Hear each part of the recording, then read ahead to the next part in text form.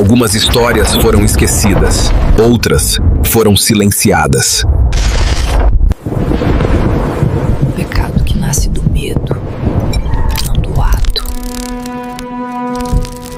Um erro que cresce ao ser enterrado na mente escura. Sem sangue nas mãos, sem provas no papel. Algo invisível se alimenta da sua negação. O medo o consome por dentro.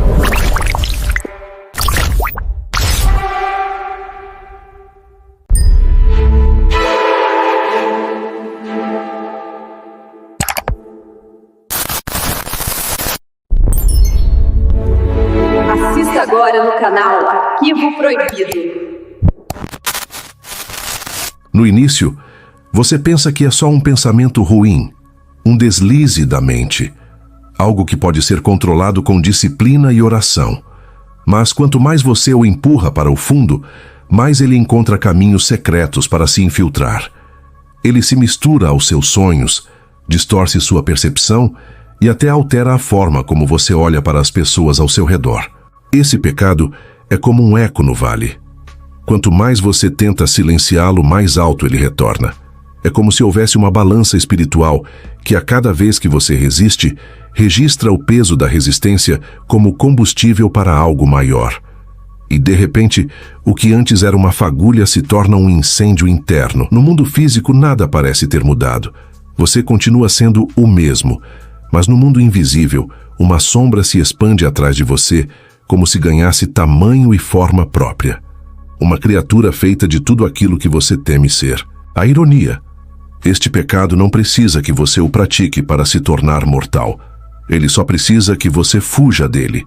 E quando finalmente percebe isso, já é tarde demais. O que deveria ser vencido pela luz agora se alimenta da sua própria luta para escapar. E então, você começa a se perguntar: e se a salvação não estiver em fugir, mas em encarar de frente aquilo que mais teme? Ou pior, e se esse pecado sempre esteve lá, antes mesmo de você nascer, esperando apenas que você tentasse evitá-lo? Se você pudesse ver o mundo espiritual, perceberia que o pecado não é apenas um ato isolado, mas uma força viva, inteligente e paciente. Ele não precisa que você o alimente diretamente. Ele sabe se infiltrar naquilo que você teme e ali, como um parasita, crescer em silêncio. No caso desse pecado específico, o mecanismo é quase perfeito. Ele se esconde na sua intenção de ser puro. É como uma armadilha criada no Éden, invisível aos olhos, mas que opera com precisão cirúrgica. Toda vez que você sente nojo ou pavor dele, é como se injetasse energia na sua existência. O apóstolo Paulo escreveu: porque o pecado, tomando ocasião pelo mandamento, me enganou e por ele me matou. Romanos 7:11. O que Paulo descrevia era justamente isso. A lei que deveria libertar se torna combustível para a própria condenação, porque o medo de errar alimenta o erro. Esse mecanismo invisível se assemelha a um ciclo vicioso espiritual. Primeiro você detecta o pensamento proibido. Em seguida, tenta eliminá-lo com toda a força. Mas, como a mente não consegue simplesmente apagar algo, ela o revisita constantemente para verificar se desapareceu. Cada checagem é mais um tijolo na fortaleza desse pecado.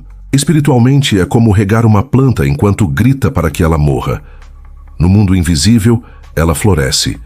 E com o tempo, ela não apenas cresce, ela cria raízes. Raízes que atravessam o tempo, conectando-se a traumas antigos, culpas herdadas e até maldições familiares. O resultado final é devastador.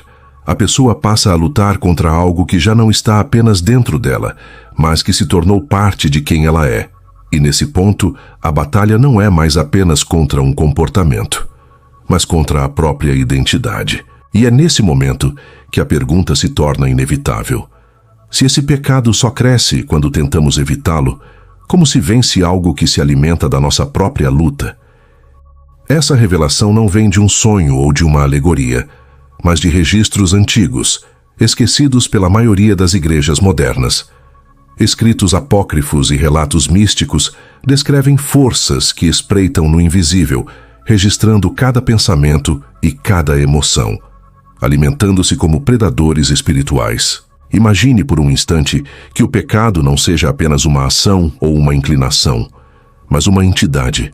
Não uma metáfora, não um conceito teológico abstrato, mas algo vivo, com vontade própria, capaz de pensar, sentir e esperar pelo momento certo para agir. Nesse cenário, o pecado não é um acidente, é uma estratégia. Ele se aproxima como um amigo silencioso, mas se comporta como um caçador. Observa os seus hábitos, descobre as suas fraquezas e, o mais importante, aprende a falar a sua língua. Ele se molda à sua personalidade, veste as suas dores e usa as suas memórias contra você. Jesus disse em João 8:34, todo aquele que comete pecado é escravo do pecado. Mas e se essa escravidão não for apenas moral ou espiritual, e sim uma prisão psicológica e emocional construída por algo que nos conhece melhor do que nós mesmos? O detalhe mais perturbador é que essa consciência do pecado não age com pressa. Ela entende que a pressa desperta a desconfiança. Então ela espera, e no momento de fragilidade planta um pensamento sutil, uma lembrança distorcida ou um desejo aparentemente inofensivo. E aqui está o golpe final.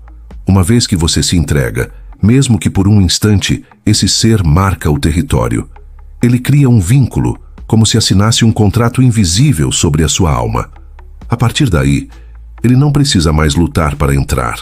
Você é quem abre a porta. A revelação é assustadora, porque muda tudo. Não estamos apenas lutando contra hábitos ou tentações, mas contra uma inteligência oculta, paciente e letal. E se isso for verdade, então todo o nosso entendimento sobre santidade e libertação talvez precise ser reescrito. Em um mosteiro abandonado no interior da Capadócia, pesquisadores encontraram um manuscrito carbonizado, datado de quase 1000 anos. O texto, escrito em grego e latim arcaico, descrevia um homem que afirmava ter feito o impossível, não apenas resistir ao pecado, mas matá-lo. Seu nome verdadeiro nunca foi registrado, apenas o codinome O Silencioso. Ele não pregava em praças, não liderava multidões, não escrevia sermões. Sua vida era uma sombra, mas o pouco que se sabe é perturbador. Ele acreditava que o pecado possuía uma forma raiz, algo que, se destruído, faria com que todas as tentações associadas simplesmente evaporassem. Segundo o manuscrito, essa forma não era física, mas podia ser vista por olhos abertos pelo espírito. Era descrita como uma criatura cambiante que assumia formas familiares para enganar a vítima. O silencioso alegava que, para matá-la, não bastava oração, jejum ou disciplina. Era preciso confrontá-la no terreno espiritual onde ela nasceu. Relatos dizem que ele desaparecia por dias e, quando retornava, seu semblante mudava. Os monges afirmavam ver nele uma ausência estranha, como se algo que o perseguia tivesse sido arrancado para sempre. Mas o detalhe mais sombrio é que, após eliminar um pecado, ele afirmava ouvir um silêncio profundo, e logo depois um novo chamado, vindo de outra escuridão. A conclusão do manuscrito é abrupta. A última página descreve que, numa madrugada, o silencioso entrou em sua cela, trancou a porta e não saiu mais. Ao arrombá-la, os monges não encontraram seu corpo.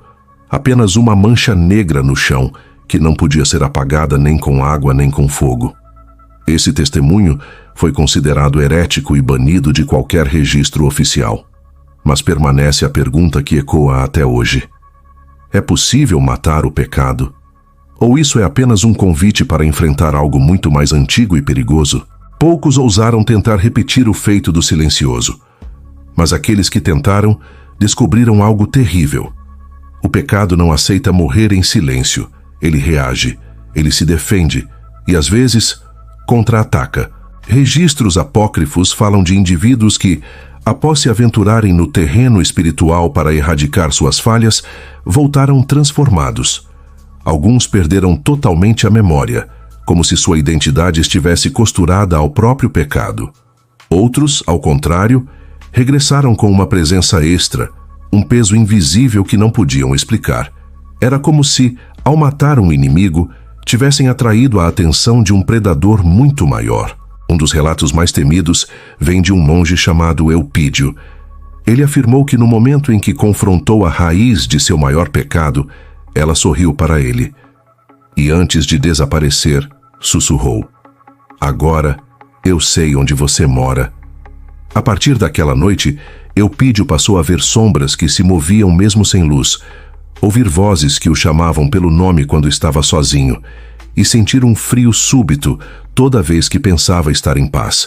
Sua vida tornou-se uma guerra constante, como se a morte do pecado tivesse quebrado um pacto milenar, e o lado oposto viesse cobrar o preço. As escrituras não oficiais alertam: todo pecado morto deixa um vazio, e o vazio é um convite para o que espreita além das portas. Talvez seja por isso que a maioria dos homens escolhe viver com seus pecados, alimentando-os em segredo, ao invés de tentar destruí-los. O caso do silencioso e dos que o seguiram foi enterrado pela história, mas alguns acreditam que seus ecos ainda existem, que o pecado, quando ameaçado, acorda forças mais antigas e que lutar contra ele é como cutucar um animal adormecido, sem saber se, ao acordar, ele virá faminto. Talvez a pergunta real não seja como matar o pecado. Talvez a pergunta seja: você está preparado para o que vai acordar?